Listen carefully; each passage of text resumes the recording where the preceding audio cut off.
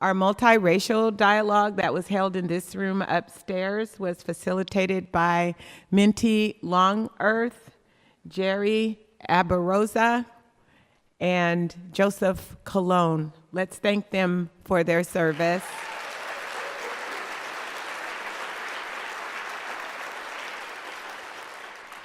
Our People of Color dialogue was facilitated by Pastor Paul Fuller and Dr. Terrell Ross. Let's thank them for their service.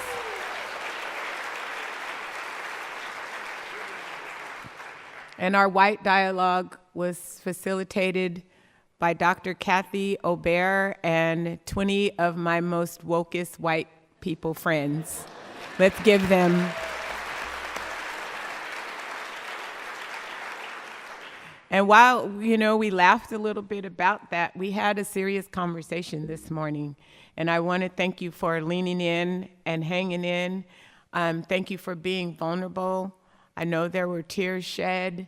I know there were hearts mended. I just know by your testimonies, I've been walking around and asking you, how are things going? And you've been very, very honest with me about some of you. This is your first time that you've ever even heard any kind of information like this. So once you get out of your shock, you said that you'll just kind of digest this and see where you go from here. That's real talk. That's honest talk. And that's what this day is about. And I hope that we're modeling this for you because as the conference founder and executive producer, my whole hope is that you will see how this works and that you can replicate this in your workplace in a small way or a bigger way, in some way, because the work is necessary. And I was telling, this is a pretty funny story. I was telling my friends, I showed my mom the program. Now my mom is in her late 70s. She'll be 80 this year. So she read the whole program and then she looked at me and she said, "Girl, them white folks gonna fire you." And so you gotta understand the context, right? The context of where she's coming from. That's real talk. Was born in the late 30s. And how does a black girl with her hair all wrapped up stand in front of all of y'all and just say, white people this and racism and racist and let's do this and blah, blah, blah, and not feel, some kind of repercussion or oppression or those things that we've been taught all along. And so I just want to say I am grateful for the opportunity to be here at PLU, to work in my passion, to live my dream, to be able to create a space like this for our community, and most important, for you to show up. So let's thank each other again. So our next session is our keynote lecture.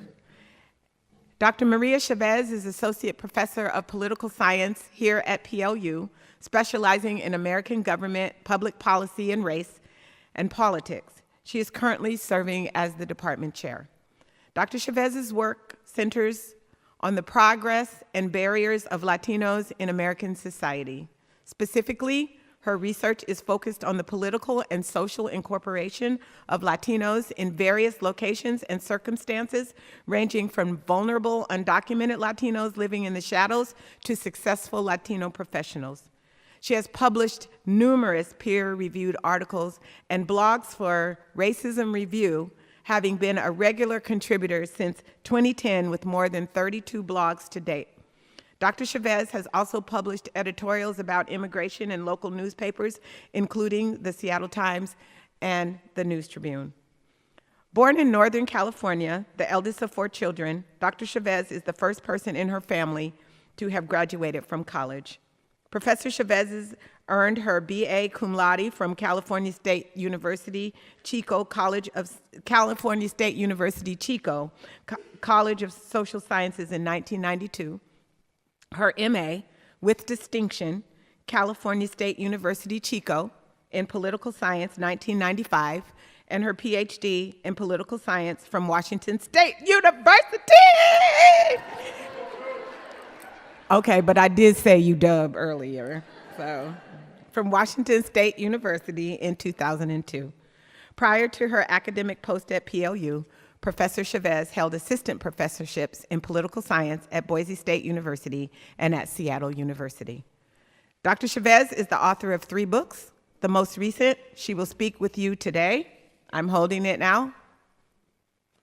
Latino Peoples in the New America, Racialization and Resistance. Please give a warm Peoples Gathering welcome to Dr. Maria Chavez.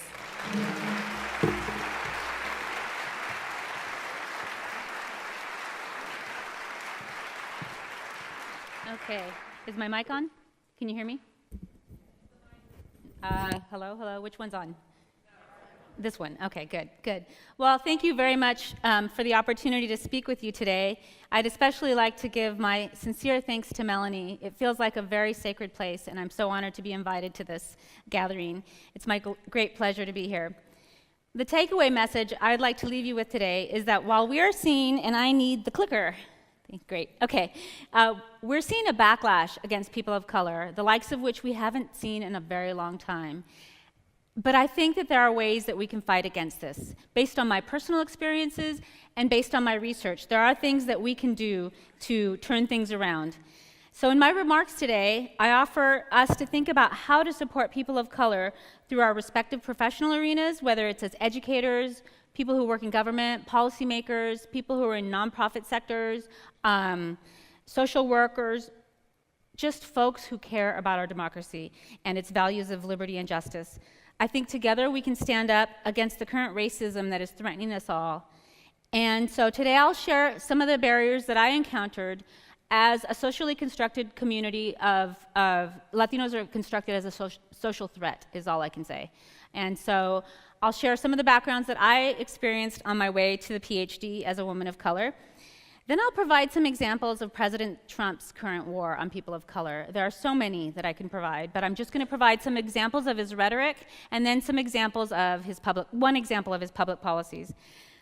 Then I'll conclude with some ideas for how we can all resist this backsliding on civil rights by offering some concrete solutions for us to consider. And as I do that, I'd like us to keep in mind South African Nobel Prize winner Desmond Tutu's quote when he says, "Do your little bit of good where you are. It's those little bits of good put together that overwhelm the world." So with that, I'll begin with a little bit about my personal background. As Melanie said, I received my PhD from WSU in 2002. I wish she hadn't dated me, but anyway, it was a long time ago. I'm the first person in my family to attend college, as she said, but based on my experiences as a Latina, I would have never imagined that I would earn my PhD and eventually become a university professor. And I wouldn't have been without concrete equity-enhancing public policies and mentors. And in this picture, I'm with my mentor and guide. Why? Because by the time I was 16 years old, I did what at least 3 generations of women in my family did. I was pregnant, a high school dropout, and married the father when I was kicked out of my own home. So I had my first child at the age of 17, and the father was an undocumented immigrant. So I would have never imagined that as a Latina from this background, who was pregnant at 16, I would have even attended college, and I almost didn't. If it wasn't, again, for people like you who are coming to gatherings like this and public policies, I wouldn't be standing before you today. And so this background, my location, and my experiences have shaped my research agenda, the questions that I ask, the things that I focus on. And in political science, we do a lot in political science, the way I do political science is, yes, I've read all the guys, but I also think it's important to focus on power and justice and inequality, not just who votes how. That's important too, but it's not the be-all and end-all. And so in my current book, the story that I'm sharing about me is very much a story that many other people experience as well. So in my most recent book, which will be out in June, and it's a shameless plug, I know, but in the reason I'm talking about it is because many of the solutions that I found in this book are ones that we can apply as strategic anti-racism in our current context. So I asked Latino professionals from all over the country, how did you get to where you're at if nobody in your family had ever been to college? What are your experiences like, and what can be done to increase the pipeline? Despite the fact that Latinos and other people of color comprise the demographic future of the U.S., predicted to be 56% by 2060, we continue to be underrepresented in key professions. So for example, for the American Bar Association, Latinos are only 4% of the nation's attorneys. According to the National Science Foundation, Latinos represent 3% of scientists and engineers, and 5% of medical doctors, and according to the Center for Educational Statistics, only 2% of full-time faculty at universities are of Latino background. So this is for a group that represents 17% of the population. There are clear disparities here that we need to address, and our story underscores some of the structural barriers that oppress all people of color in this country. So for example, being tracked into vocational programs, being on the school-to-prison pipeline that has been researched quite a bit, living in poverty, and experiencing barriers even from our own families, and eventually becoming our own worst enemies, as I did. I made so many self-destructive choices. First, I had barriers in society, I had barriers in my family, then I decided to add my own. So, and boy, was it hard to get out of those, some of them. So here I am in what was the purpose of Head Start is the newspaper clipping. When I was 3, I was in Head Start. President Lyndon Johnson's War on Poverty efforts included Head Start, and it's because in my community where I grew up in Northern California, there was a lot of poverty for everybody. But Head Start was the first public policy that I encountered that had benefits in terms of advancing folks in poverty, advancing justice. So starting out as a rural Latina from a farm worker background and raised in an immigrant household that was pretty much mired in dysfunction, like many first and second generation Latinos in the US, I could have easily become a statistic, but I didn't. And now as an academic who studies issues of power, I know that a lot of the things I encountered growing up aren't unique. And so some of the obstacles begin in our schools. This is a picture of me in middle school where I was on the marching band, I was a student body secretary, I was a good student with good grades, and yet by the time I reached Orland High School, I was tracked into the vocational programs. College was not a thing that they saw in my future. Or my siblings, all of us were tracked into the vocational programs. I hear nods of understanding because people of color experience this overwhelmingly. These structural barriers begin in the school. And in this school, the school was really bad. Currently, 82% of students at Orland High fail to meet state math standards. 82%. For Latinos, it's 89%. And so I can't imagine what they were like in the 1980s when I went to school, before the schools were required to report to the state. So segregation increased within my education as I got older. So by the time I was in high school, I was not taking the right classes. I was taking medical, legal, I was being taught to type. That's the only thing I learned in high school, how to type. And when I asked the vice principal to move me out of the vocational classes and into college prep classes, he probably thought he was doing, my father used to work in the fields for him, for his orchards. He probably thought he was doing me a favor by giving me a skill, which, doing my own self-destructive thing, okay, I just typed notes to my boyfriend, so I wasn't gonna do what they had me doing. Not that that's a good way to deal with things, but that's kind of how I did them. At 16, you don't make good choices. And this is the house where I grew up. We lived in such poverty that my dad often didn't have enough money to put gas in the car to go to work in the fields. And this is my mom and dad when they first got married. So once, just as an example of how Latinos are constructed as a societal threat, I remember listening to my dad in his broken English asking an employer to pay him in a timely manner because the employer assumed he was undocumented and wasn't going to pay him. So these are the kinds of examples that I had growing up. My dad was born in Mexico, one of 10 children raised in dirt poverty. And the reason I'm going to tell you a little bit about my dad's background and my mother's is because it's a cycle that has been repeated with Mexicans especially since the early 1900s. So we invite Mexicans to come work in the US. Powerful agricultural interests have been doing that for a long time, and then we don't want them here. And so there's a reason we have the current situation with immigration. So he and his siblings often went to bed hungry and suffered malnutrition and lacked even the most basic medical care. Why? Because his dad was a bracero working in the US during World War II. So because of the labor shortage, the US government invited bracero workers, and that program went from World War II all the way to 1965 because of powerful agricultural interests. So when we wonder why we have the situation we have, it's been going on for a very long time. So his father was not sending money back like many Mexicans did, and they were in so much poverty that he only had the chance to have 1 year of formal education. He went to the 1st grade, and then he had to start shining shoes and selling gum on the streets of Mexico to support his family. All his siblings did. And like I said, they were homeless for 1 year in Mexicali before they eventually made it to the US. By then, though, my grandmother, I guess, had cancer. They didn't have medical care, and she died of cancer at 38, leaving 10 kids. That's when he began his life as a migrant farm worker. Eventually, he met my mother, and then they got married when she was pregnant with me, and he was 19 and she was 17. My mom's background is very similar as well. Her dad was from Mexico, from Zacatecas, and he would take her and her sisters out of school all the time to work in dangerous construction sites and to work in the fields as well. He was also gone a lot because he had another family in Mexico. So a lot of these forces at the structural level impacted family lives at the family level. And her father was an alcoholic and was violent. And so social and economic violence, including working in the fields and in dangerous construction sites, affected both of my parents' lives. So I begin with this contextual information because it underscores bigger obstacles in society and family obstacles as well. And then again, like I said, I made plenty of my own self-destructive choices, which only worsened my situation. But the way I got out was public policies, and that's what public policies are supposed to do, solve public problems. So what helped me be here today, the first one was subsidized childcare at the community college where I started attending. When my daughter was 3, I started going to community college, and she would go to subsidized childcare. I bought my first home when I was 17. I became legally emancipated, and I bought a low-income house through Farmers Home Administration, which only didn't require a down payment, and the payments fluctuated depending on how much money I was making. And that helped me get through undergrad without being homeless. As an undergrad, I worked as a migrant teacher's aide for California Mini Corps, and that provided me steady 20 hours of work per week.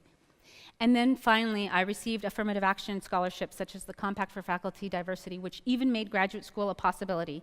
So combined, these public policies made a profound and critical difference at different stages in my life when the obstacles seemed insurmountable. I begin with this background because for people who are the first people in their family to go to college, you often don't know what you don't know. I didn't even know people went on college tours to pick schools until I was a professor.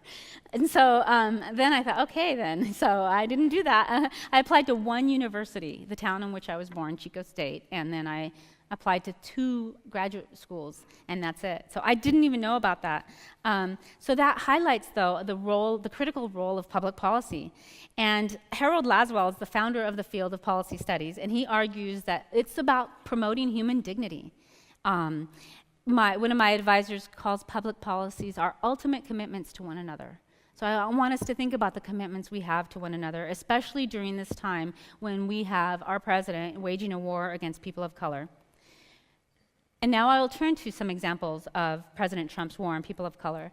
We're at a moment in our nation's history where we have growing obstacles for people of color, and it's happening while we're becoming more diverse. And this is a toxic situation. So we're witnessing the acceptance of open bigotry towards people of color at all levels of society, from schoolyards, where teachers show up on Halloween dressed as a border wall, like they did in Idaho, to coffee shops. As Thomas Edelson of the New York Times wrote in an article called The Deepening Racialization of American Politics, things are only going to get worse. Why? Because the 2016 election was a racist campaign and it worked, and 2020 is promising to be just the same. And there are so many examples. We can talk about President Trump's response to Charlottesville. We could talk about President Trump's description of African countries. There's so many, but I will just mention a few. And it trickles down to society. So now folks have the sense that they can be open about their racism, which maybe on the one hand, it's fine, it's good to know. Let's might as well be honest with each other. But on the other hand, it's creating a disrespectful climate. It's creating public space as white space again, and it's policing people of color in a way that is not healthy for our democracy. So, for example, this is one that we can all recall, the Starbucks incident, where 2 black men were simply sitting in a Starbucks waiting when the police were called on them. This is an example of old, deeply entrenched racism that is being expressed in new ways now. Public space is once again being claimed as white space. Other examples include quality of life ordinances. that are used to call the police on people of color. This is, it provides commercial establishments, law enforcement officials, and everyday citizens the tools to police people of color, and then say we're just simply upholding the law. And this is an example of what happened at Starbucks. Professor Carl calls these laws the new Jim Crow laws, and examples include denying people of color access to public beaches, excluding them from certain housing markets, or calling the police on them for such benign acts as grilling food in a public park. They reinforce racial inequality in America, and they are becoming more prevalent in our current political climate because the president, through his statements and through his policies, is encouraging them. This new period of open racism begins at the very top with President Donald Trump's policies and rhetoric, which have increased racialization and mainstreamed hate.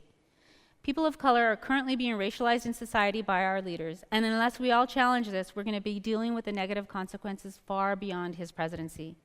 Racism is not just an inconvenience, as all of you know. It ruins lives. It completely could change the path of your life. And while I argue that President Trump's election is a direct consequence of racism in America, as exemplified by his rhetoric, his campaign, and his policies, which are entrenched in open animosity towards people of color, I'm not arguing that all people who voted for him are racist. My cousin, who voted for him, said, "I just wanted a strong leader." So at this time, however, at the same time, we can't ignore that he won the 2016 presidency despite never having held office and despite his troubled past with sexism and telling the truth, in part because of his rhetoric against people of color. Trump's election, along with the appointment of senior White House staff of people with involvement in white nationalist movements, reveals fundamental challenges to civil rights for people of color in America today. So we are rightfully concerned about what the future holds for us. One of these examples that I'm going to show is a clip from Trump's campaign rallies that underscore the rhetoric against people of color. It's a New York Times video it's 3 minutes long, and it's what he incites at his rallies. So we'll watch a 3-minute clip right now. There must be a protest.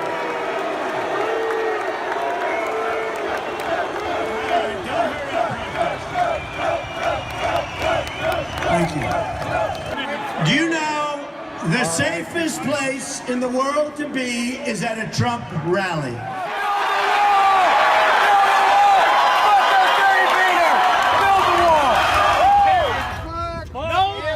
Fuck political correctness! Fuck political correctness! Amen, right on.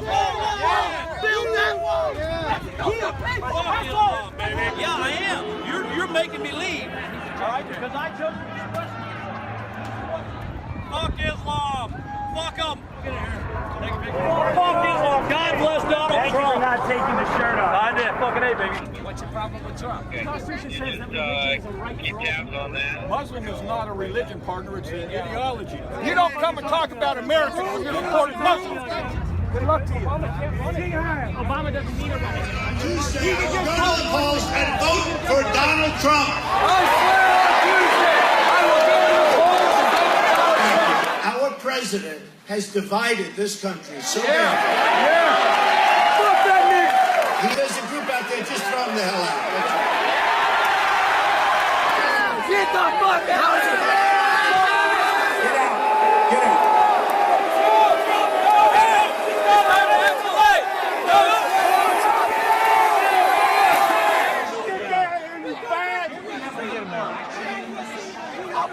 Get out of here, Paul. Say it. Build that wall. Build that wall. Build that wall. Build that wall. Send them bastards back. I'm sure that paperwork comes in Spanish. Ignorance and immigrants, they mix together. Woo! Woo! If you don't speak English and don't contribute, get out.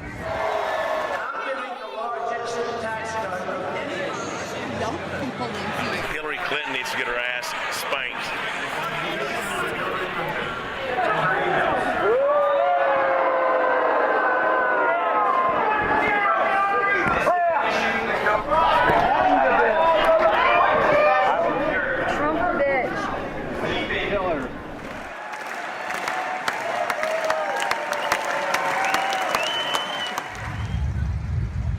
Everybody gets offended by the pettiest little stuff. I mean, grow up. Not a whole lot of women would put these shirts on and come out in public, and I thought, this is how I feel. Yeah, exactly.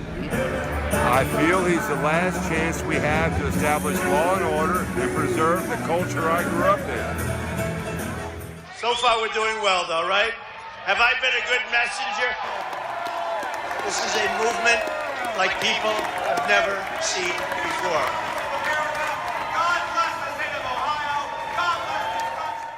Okay, so those are some of the examples that incite violence in his last election. And again, columnists are already saying that his next election is going to be, if not just as bad, then worse. In fact, Sherman Alexie, Native American author Sherman Alexie says, "I have never directly feared for my life and career during a Republican presidency until Trump won office." So Trump's words are dangerous. And I have just one more clip that I'd like to show, calling for violence by the state in his speech to the police. It's essential that Congress fund another 10,000 ICE officers, and we're asking for that, so that we can eliminate MS-13 and root out the criminal cartels from our country. Now, we're getting them out anyway, but we'd like to get them out a lot faster. And when you see these towns, and when you see these thugs being thrown into the back of a paddy wagon, you just see them thrown in, rough. I said, please don't be too nice. Like when you guys put somebody in the car and you're protecting their head, you know, the way you put their hand over.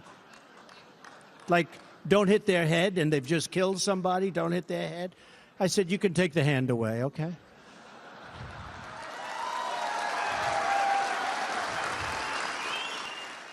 Okay, so this clip, speaking to law enforcement officials, telling them to rough people up, should cause us all to fear for our democracy, for our lives, for our families, and for our friends. It should cause us to fear for our very nation. While Trump's remarks drew condemnation from law enforcement leadership across the country, you could hear the cheers in the background as he was talking. Cheers from the rank and file in the moment. You know, after he gave his remarks, his racist remarks, because we all knew who he was talking about when he was talking about MS-13. He was talking about people of color.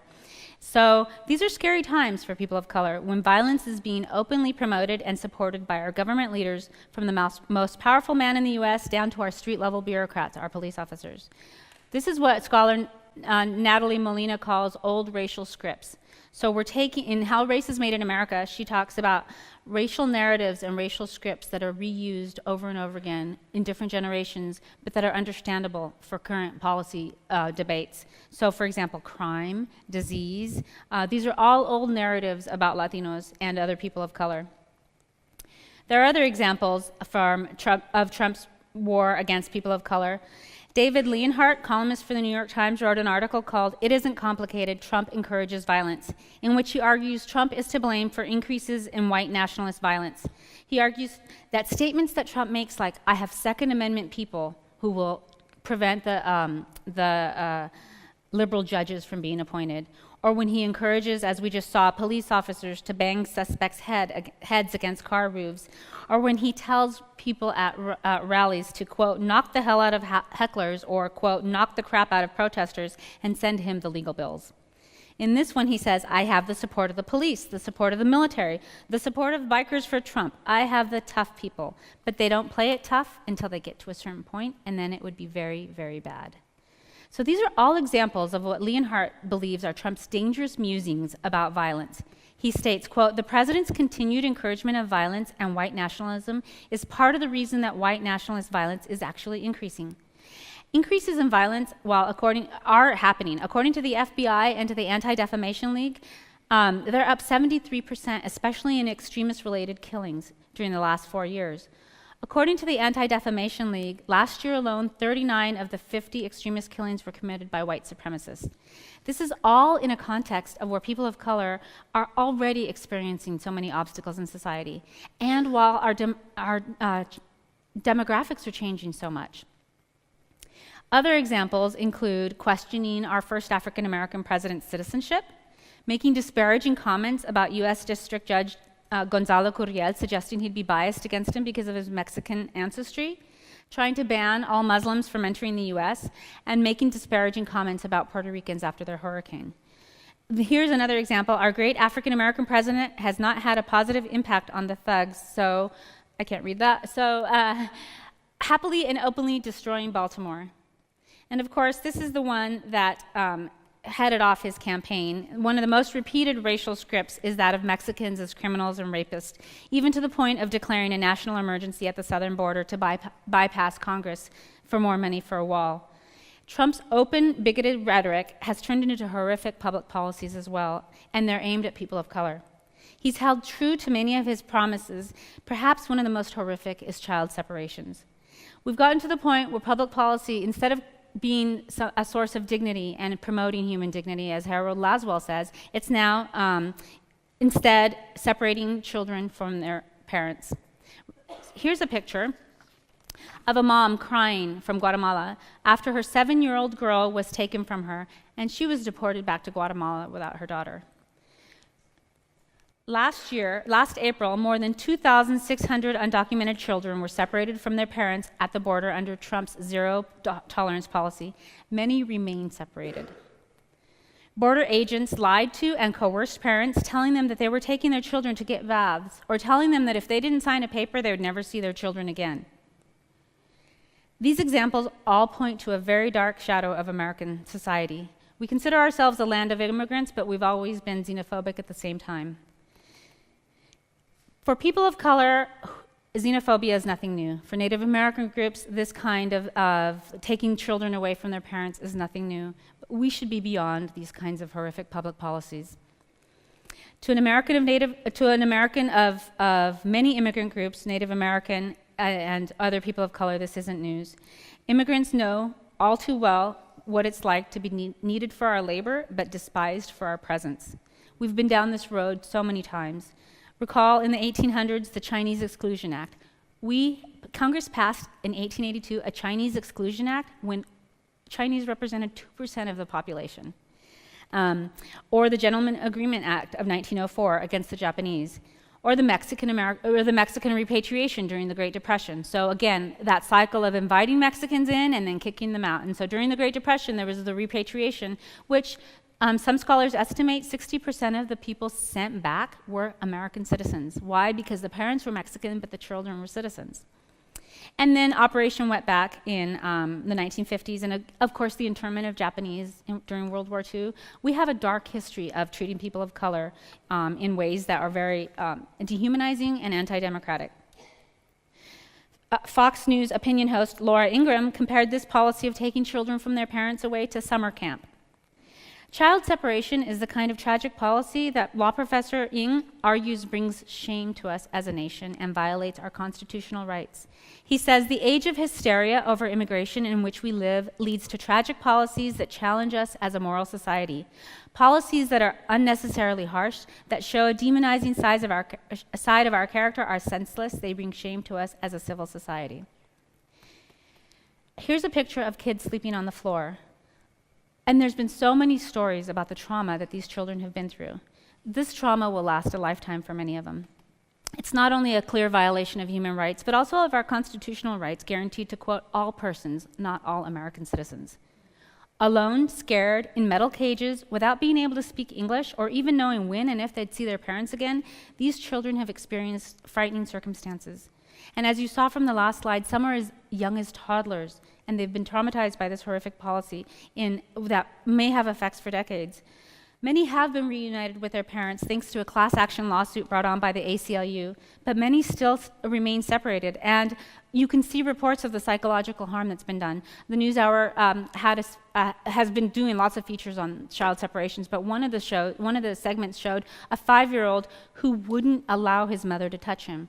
He would just be screaming and crying, "You don't love me, you don't love me, you don't love me," because he was separated from her for months. According to political scientist Peter Andreas, this type of border enforcement is performative art, not effective policy. But it's politically calculated, and it's designed to gain emotional support from an anti-immigrant base. Indeed, immigrant bashing was at the core of Trump's election to the presidency. And Trump's policies of separating children from their families could only happen, though, in a society that has a disregard for the truth and entrenched in racism. And so that is the perfect storm, really. Donald Trump has mainstreamed lies and he's mainstreamed hate, and the backlash against people of color is being seen in his rhetoric and in his policies. And we will suffer, there are many other negative consequences, but we'll suffer from it for a long time. But he tapped into two very dark characteristics of American society: an anti-intellectualism, so that supports lies, and racism. And that created the perfect storm, I argue, to get us to where we're at right now. Jeremy Gordon of the New York Times argues that the popularity of professional wrestling, reality television, and other forms of inauthentic entertainment where, quote, the blurry line between truth and untruth only increases appeals to audiences. And this has seeped into presidential politics, according to Gordon. According to an article in The Economist, this will hurt us all. Well, we all expect politicians to stretch the truth, but not to this scale. The New York Times calculated that Donald Trump averages one lie for every minute of speaking. He has normalized lies, yet enough people support him. Why? Racism is the why.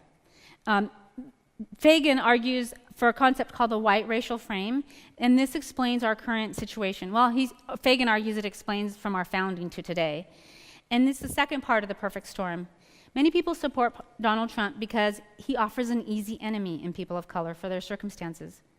So we're in a period of post-truth politics and increased open racism. Joe Fagan says that the white racial frame as a concept for understanding race relations is very useful because it's embedded in many aspects. It's in the stereotypes that we have of people, it's in our narratives, it's in our educational system, it's in our institutions, and it's basically a concept that says white culture and whites are superior and everything else is inferior. So if you speak Spanish, that's an inferior language to English. If you're white, that's, white in terms of beauty, in terms of everything is superior, according to Fagan's broad racial framing of society. Yet, he also says that individual Americans do not personally have to be racist, yet the overall culture and institutions are embedded in it.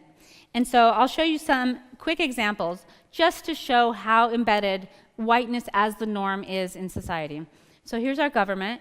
Here's former Speaker Paul Ryan with all his interns. I think I see a person of color back there, but I'm not sure. Sports owners are white. Sports players are not. Business people, popular culture. And when we do have representations of people of color, often they just reinforce the white racial frame. So it's not helpful. So these examples all point to how the white racial frame works in multiple levels of institutions, but we also have huge disparities in our society based on race. So, for example, the wealth gap, incarceration disparities, and political representation are just some of the ones that I'll talk about, because there are vast differences among whites and people of color along really important dimensions. So this one, I think, is, according to the Pew Research Center, is a really important chart to look at because it shows what happened post-2008 recession. White individuals held 13 and 10 times more wealth on average than African Americans and Latinos, and the gap only increased after the recession. Post-recession wealth for blacks fell 53%, and for Hispanics 66%, and for whites 16%. And the reason we have these racial disparities to begin with are because of unequal public policies a generation ago. We had a golden opportunity, some people say, after World War II, when GIs were coming home and buying homes, and blacks and Latinos were excluded from that housing market. They were put into the inner city, they were excluded from developing wealth for their children, and so while whites could build a home, buy a home on different terms, create wealth, use that wealth to help their kids go to college, people of color were removed from that whole system of wealth, and that was through public policy. Another very important one is incarceration disparities. As a proportion of the population, black and Hispanics are disproportionately incarcerated. And this, again, is from old racial scripts like the war on drugs, law and order, policing white space. I have my students in racial and ethnic politics read articles on how the school-to-prison pipeline starts. It starts in preschool, where the black and brown kids are being suspended and sent to the principal's office. They're being criminalized from preschool on. And so this contributes to eventually this situation. And then when we look at our representatives, everyone's making a big deal about how diverse this new Congress is, and yes, it's a little bit more diverse, but not compared to the population. Whites make up 78% of members of Congress, which is considerably larger than their 63% of the US population. And despite the growing racial and ethnic diversity of Congress, this gap has actually widened. In the 1980s, 94% of Congress was white, but 80% of the population was white. Now 78% of the members of Congress are white, and 63% of the population is. And as you also see, just a note, people of color are mostly Democrats, 90%, and about 10% are Republican. Again, this is occurring while our demographics are changing. And these demographic predictions show that America is going to be less white over time. And so the narrative of the ever-increasing group of whites is what is focused on rather than the racial disparities or the white racial frame. So this chart here showing our demographic predictions helps us at least understand, or at least it helps me get a grasp of why white people are feeling that they are the victims now, I guess. That they don't have a voice, that they're no longer represented, even though all major institutions of society are still held, run by them. As one Trump supporter said to journalist Christoph, he says, quote, "Speaking from the right, I believe that Trump embodies the frustration and rage of the white middle class." He says this is his main support base and is an ever-shrinking group that no longer feels they have a voice. He says politicians pay lip service to the middle class but spend no time helping them. Black lives matter more, and illegal immigrants who break the law get a free pass. Politicians they voted for to represent them just plain don't. Now enter Trump. So this is the sentiment that a lot of people feel. Now, there are some political scientists who argue that based on America's changing demographics, things will improve. Conditions will improve for people of color. But Berkeley law professor Ian Haney-Lopez argues it's not going to happen. Racism just evolves and appeals to non-whites as well, who many people of color internalize the white racial frame and all that it represents.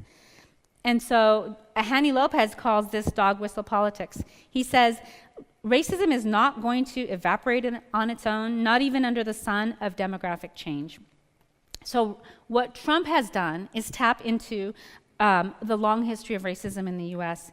And Ian Haney-Lopez argues that politicians have been playing this race-baiting card for a very long time, and it works. So it works in a way, so for those of you who don't know I'm sure most of you know what dog whistle politics are, but it's a strategic manipulation of racial ideas in pursuit of political power, without ever mentioning race. So for example, Newt Gingrich called Obama the food stamp president.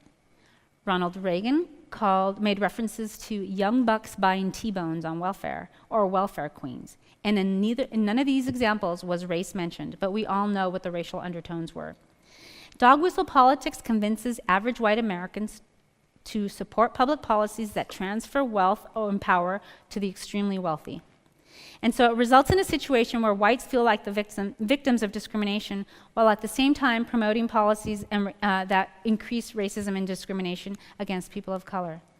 Haney-Lopez states, today's grossly unequal economy reflects decades of government policies favoring the very rich, but justified as a response to those threatening minorities. And so the next, dog whistle politics has become central to American politics, and racial resentment has been on the rise. So people are not only resenting their co-workers, let's say, but even their neighbors. I have to share an example. My oldest is my new life oldest is going into high school next year, and my neighbor and I went to the high school orientation together to show our kids, what you're going to take in high school and blah, blah, blah. As we were leaving, my neighbor, who's a major in the Army and is a nurse, turns to her son and says, "You better do a lot of community service, Zach, because you're a white boy." And I just stopped in my tracks. She's already teaching him to resent people of color. She's already teaching him that if he doesn't make it, we're to blame. And she's teaching him that service is for your own benefit, not for the good of the service. So all the wrong lessons in my book. But I was stopped in my tracks instead of fighting back. And so I'd like to talk about ways we can all fight back, because while we're living with entrenched racism, there are strategic anti-racist solutions that are required. And so I'd like to conclude with some thoughts on how we can all fight back. Again, recall Desmond Tutu's, "Do your little bit of good where you are. It's those bits of goods put together that overwhelm the world." So what can we all do about it? Haney-Lopez argues we need to hold our politicians accountable and have them articulate a positive liberal vision that is not anti-government or racist, but that actually shows who the real culprits are, such as giant corporations that attempt to distort the democratic process for their own interests. I argue we also need to have descriptive representation, because our location does make a difference in how we view the world. And so that makes a difference on public policy choices. public policy choices, for example, on healthcare or on affirmative action or on, the environment, all make a difference based on where you come from. And so I think it's important to have all our voices included in government structures and in the professions and in nonprofits. We need to be we truly need to have representation, and one way is through descriptive representation. Hanny Lopez also says we need a new civil rights movement. And a good friend of mine says if we're going through another 1950s, hopefully we'll have another 1960s. But all of this points to actions that we can take to confront this from my own book. And in it, when I asked the Latino professionals how they got to where they're at, what they think is needed to increase the pipeline, supporting equity-enhancing public policies, supporting mentoring, all of these things are what made a difference to them. As I shared in my opening remarks, they made a total difference for me too. And I also document in 2 of my books on Latino professionals that they make a difference to all of us. But it is really controversial to support affirmative action right now, even though in Washington, I-1000 is trying to do that, make up for past injustices. Actually, they make up for current ones as well. As controversial as affirmative action is, the reality is that far too many of people of color are still tracked into vocational programs, caught in the school-to-prison pipeline, taking college off the table for them. And only when systemic racism ends, or the white racial frame, will policies like affirmative action be unnecessary. Former Supreme Court Justice Sandra Day O'Connor said in the 2003 Grutter versus Bollinger case on affirmative action, in 25 years this won't be necessary. Well, it's been 15 years since she made that arbitrary statement, and if anything, things have gotten worse for people of color. And so mentoring is another way. I'm sure many of you already do this, but formalizing mentoring programs at your institutions of work so that you can help people of color not only enter the professions, but be socialized into the professions. Mentoring prevented a lot of the people I interviewed from becoming statistics. And this, again, challenging the white racial frame, which is probably the hardest solution for many of us, because even, like I said, even I stood blank in my tracks when my neighbor said that. But as I showed earlier, the white racial frame plays out at all levels of society, and it's powerfully reproduced and includes huge disparities in wealth, representation, for example. So what we need is a lot of anti-racist white people of all backgrounds, or people of all backgrounds who are willing to step outside of the white racial frame and challenge it in all its guises, from the microaggressions to the outright violence against us as the current hate crime statistics underscore. One example that Fagan mentions is the Anti-Racism Study Dialogue Circle's Metamorphosis in Minnesota. And this is a group of over 2,000 people, the majority of them are white, who are helping eradicate racism and make our society more just, locally and nationally.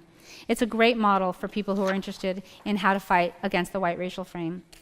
College is another avenue where we could have support and dismantle. So if you're a college admission counselor and you see an applicant where there's obvious tracking, a clear pattern of discrimination, we should be flexible in college entry requirements. The profession should also honor and validate alternative paths to success, so that not all of us who are first-generation college people, we don't all have Ivy League backgrounds. In other words, there are so many ways that we can all work together to challenge the white racial frame, and it's really important in this current time. The election of President Trump reveals some enduring trends regarding race relations in the US, and we're at a moment in our nation's history which highlights a backlash against the growing diversity and an acceptance of open bigotry. However, by doing our little bit of good, we are all able to challenge this, and we can improve the circumstances for people of color, and in the process, improve society for all of us. I'm hopeful that most of you are here at a conference like this because this is your commitment. Because given the current political climate, the act of challenging the white racial frame in multiple sectors of society is more urgent than ever, in our schools, in our communities, and in our professions, even with our neighbors. Thomas Edison concludes his article, The Deepening Racialization of American Politics, with words from his current book, Chain Reaction. He states, "At stake is the American experiment itself, endangered by a rising tide of political cynicism and alienation, and basic uncertainties as to whether or not we are capable of a sense of inclusion and shared citizenship." So I'd like to conclude with a picture of my children. As a Latina raising biracial children, I really hope for the next generation we choose to do our little bit of good where we are at work to support people of color, not only by fighting against this current backlash against us, but by dealing with our racial divisions through supporting public policies and politicians who are committed to a just society for us all. By doing this is what will finally make America great again. Thank you.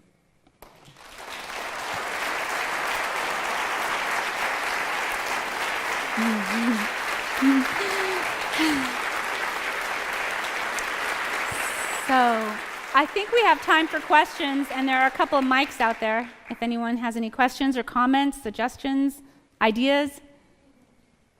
I just wanted to say thank you very much for sharing so much of your personal story.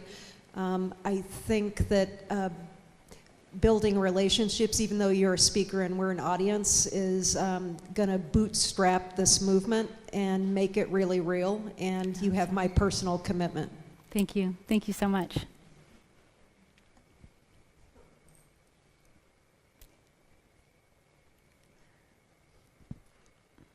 Okay, hearing none, let us thank Dr. Maria Chavez. Thank you. Thank you so much.